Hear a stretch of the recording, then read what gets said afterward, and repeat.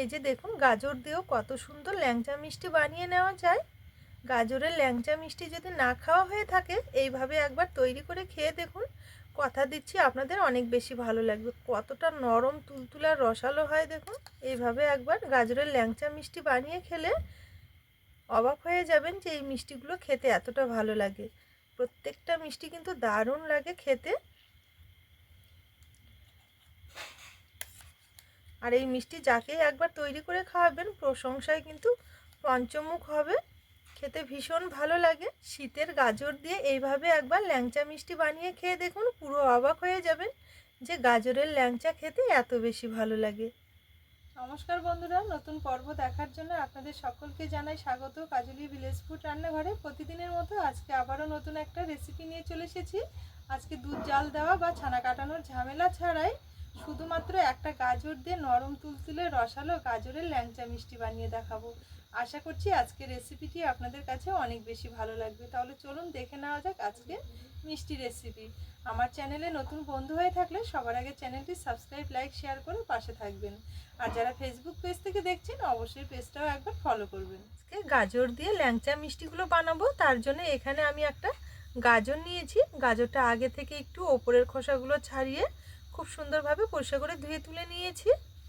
এবারে এখানে একটা ছোট গ্রেটার নিয়েছি, গ্রেটারে ভালো করে একটু গ্রেট করে নেব।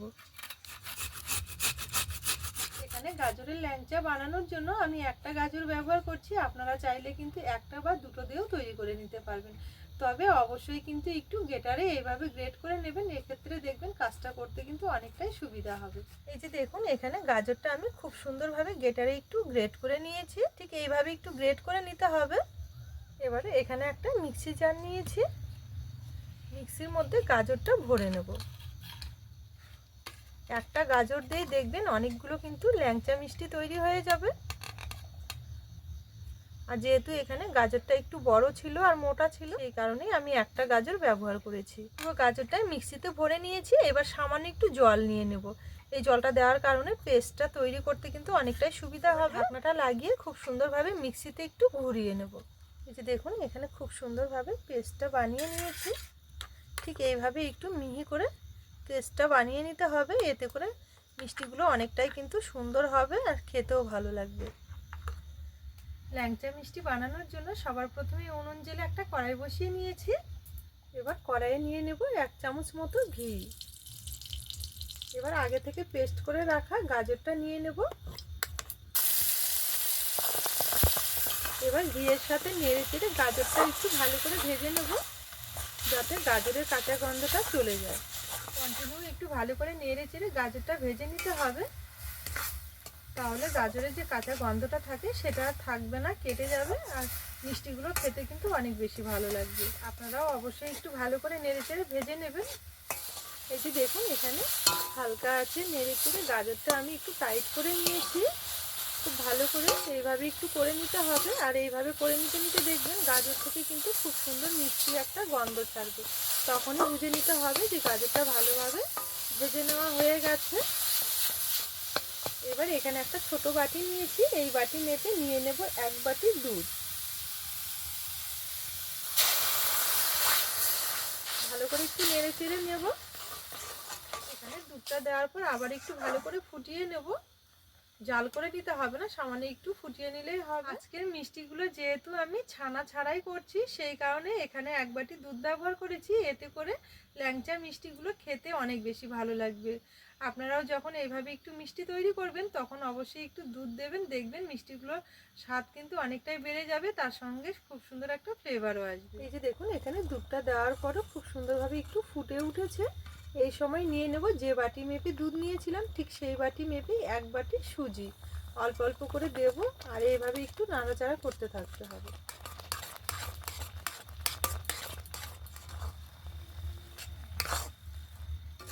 এই সময় উনুনের আঁচটা কিন্তু একদমই হালকা রাখতে হবে। হালকা রেখে এইভাবে নেড়ে চেড়ে খুব সুন্দর একটা ডোয়ে পরিণত করে নিতে হবে। আর এইভাবে হালকা আছে নাড়াচাড়া করতে করতে দেখবেন সুজিটা কিন্তু খুব সুন্দরভাবে সেদ্ধ হবে আর একটা ডোয়েও পরিণত হবে। এই যে দেখুন এখানে নেড়ে চেড়ে খুব সুন্দরভাবে একটা ডোয়ে পরিণত করে নিয়েছি। এবারে নামিয়ে নেব। এবারে একটা থালার মধ্যে নিয়ে নেব। এভাবে একটু মেলে দেবো, এতে করে তাড়াতাড়ি ঠান্ডা হবে, মেখে নিতে অনেকটাই কিন্তু সুবিধা হবে। এই যে দেখুন, এটা আমি থালার মধ্যে ঢেলে নেওয়ার পর হালকা একটু ঠান্ডা করে নিয়েছি। আবার একটু হালকা কুসুম গরম থাকতে থাকতে মেখে নিতে হবে। তো এবার ভালো করে মেখে নেওয়ার জন্য হাতের মধ্যে সামান্য একটু ঘি লাগিয়ে নিয়েছি। হাত দিয়ে ঠেসে ঠেসে ভালো করে একটু মেখে নেব। আর যত ভালো করে মেখে নেওয়া হবে দেখবেন মিষ্টিগুলো ততটাই কিন্তু নরম আর সফট তৈরি হবে, খেতেও ভালো লাগবে। খাওয়ার সময় বোঝাই যাবে না যে এগুলো সুজি দিয়ে তৈরি করে নেওয়া হয়েছে। এই যে দেখুন, এখানে খুব সুন্দরভাবে ডোটা মেখে নিয়েছি। একদম সফট করে মেখে নিতে হবে। আর হাত দিয়ে এইভাবে দেখলে দেখা যাবে একদম সুজির দানাগুলো মিলিয়ে গেছে। ঠিক এইভাবে একটু মেখে নিতে হবে। এইভাবে মেখে নিলে না মিষ্টিগুলো খেতে কিন্তু অনেক বেশি ভালো লাগবে। এবার এখান থেকে ছোট করে একটু লেচি বের করে নেব। এবারে ল্যাংচা মিষ্টির শেপ দিয়ে নেব। হাতের তালুতে নিয়ে ভালো করে প্রথমে একটু গোল করে নেব। এই যে দেখুন, এইভাবে একটু গোল মতো করে নিয়েছি। এবারে এইভাবে একটু লম্বা করে নেব। যেহেতু আজকের মিষ্টিগুলো ল্যাংচা তৈরি করব, সেই কারণে একটু লম্বা মতো করে নিতে হবে। এই যে দেখুন, এখানে একটা খুব সুন্দরভাবে তৈরি করে নিয়েছি। এইভাবেই বাকি মিষ্টিগুলো তৈরি করে নেব। এই যে দেখুন, এখানে আবার একটা খুব সুন্দরভাবে তৈরি করে নিয়েছি।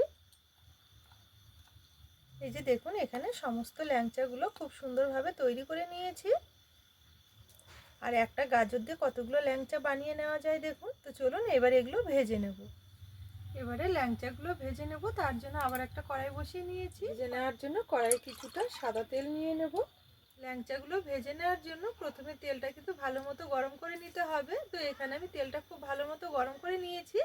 এবার এগুলো একটা একটা করে তেলের মধ্যে ছেড়ে দেবো। তো যেহেতু এখানে সুজি রয়েছে, সেই কারণে তেলটা কিন্তু প্রথমেই ভালো মতো গরম করে নিতে হবে। কোনোভাবেই কিন্তু হালকা গরম তেলে ভাজা যাবে না এগুলো, নইলে কিন্তু এগুলো ভেঙে যেতে পারে। এবার কিছুটা আমি দিয়েছি তেলের মধ্যে। এবার সাঁড়াশি ধরে এইভাবে একটু তেলটা দুলিয়ে দেবো। এতে করে মিষ্টিগুলো খুব ভালোভাবে ঘুরতে থাকবে আর চারিদিকে হতে থাকবে। তেলের মধ্যে ছেড়ে দেওয়ার সঙ্গে সঙ্গে কোনোভাবে নাড়াচাড়া করা যাবে না। কয়েক সেকেন্ড মতো এইভাবেই হতে দিতে হবে। এবারে একটু খুন্তিতে নেড়ে চেড়ে নেব। এই যে দেখুন কত সুন্দর কালার এসেছে। এগুলো ভাজতে কিন্তু খুব একটা সময় লাগবে না, 1 মিনিটের মধ্যেই দেখবেন খুব সুন্দরভাবে ভাজা হয়ে যাবে। তো কন্টিনিউ এইভাবে নেড়ে চেড়ে ভালো করে একটু ভেজে নেব। এই যে দেখুন, এগুলো কন্টিনিউ নাড়াচাড়া করে খুব সুন্দরভাবে ভেজে নিয়েছি। কালারটা দেখুন কত সুন্দর এসেছে। ঠিক যখন দেখবেন এরকম একটা কালার আসবে, তখনই কিন্তু তেল থেকে তুলে নিতে হবে। তেল থেকে তুলে নেব।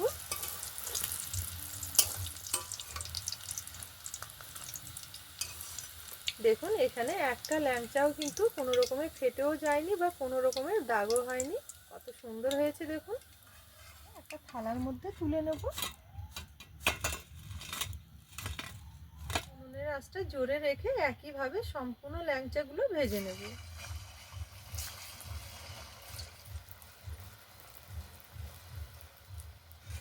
এই ল্যাংচাগুলো ভাজতে কিন্তু একদমই সময় লাগে না, 1 মিনিটের মধ্যেই দেখবেন খুব সুন্দরভাবে ভাজা হবে, কালারটাও কিন্তু খুব সুন্দরভাবে চলে আসবে। আর এই গাজরের ল্যাংচা যদি আপনারা না খেয়েছেন, তবে একবার তৈরি করে খেয়ে দেখবেন, খেতে কিন্তু দারুণ লাগে। আর তৈরি করা তো খুবই সহজ। যখনই দেখবেন গাটা একটু শক্ত হয়ে যাবে, তখনই কিন্তু খুন্তিতে কন্টিনিউ নেড়ে চেড়ে ভালো করে ভেজে নিতে হবে। অনেক সময় দেখবেন বাচ্চারা গাজর খেতে চায় না, এইভাবে একবার গাজরের ল্যাংচা মিষ্টি বানিয়ে দেবেন, দেখবেন তারা কিন্তু মজা করে খাবে। আর গাজর খাওয়া কিন্তু স্বাস্থ্যের পক্ষে খুবই ভালো। এখানে বাকি ল্যাংচাগুলো একইভাবে ভেজে নিয়েছি, তেল ছেঁকে তুলে নেব। এবার ল্যাংচা মিষ্টির জন্য চিনি রসটা তৈরি করে নেব। তার জন্য আবার একটা কড়াই বসিয়ে নিয়েছি। কড়াই নিয়ে নেব এই বাটি মেপে ভর্তি ভর্তি 1 বাটি চিনি। এখানে 1 বাটি সুজির জন্য আমি 1 বাটি চিনি ব্যবহার করছি।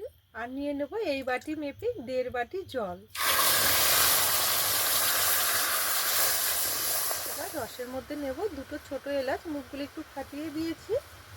এতে করে রসের মধ্যে খুব সুন্দর ফ্লেভার আসবে।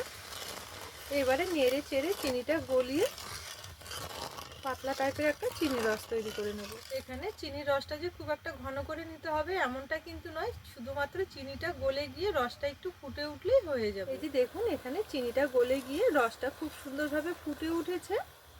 ঠিক এইরকমই যখন হবে তখনই কিন্তু রসটা নামিয়ে নিতে হবে। তো চলুন এবার রসটা নামিয়ে নেব।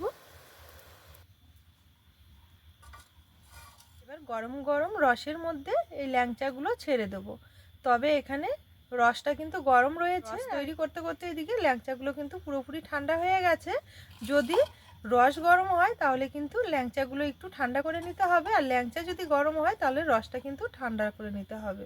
এই জিনিসটা একটু মাথায় রাখতে হবে, তাহলে দেখবেন ল্যাংচাগুলো খুব সুন্দর হবে। রসটা এমন মাপে তৈরি করতে হবে যেন সম্পূর্ণ ল্যাংচাগুলো রসের মধ্যে ডোবানো। এই যে দেখুন এখানে রসের মধ্যে মিষ্টিগুলো খুব সুন্দরভাবে একটু নেড়েচেড়ে নিয়েছি। এবারে একটা থালাতে ঢেকে আধা ঘন্টার জন্য রেস্টে রেখে দেবো। এখানে মিষ্টিগুলো আমি প্রায় আধা ঘন্টার মতো থালাতে ঢেকে রেস্টে রেখে দিয়েছিলাম।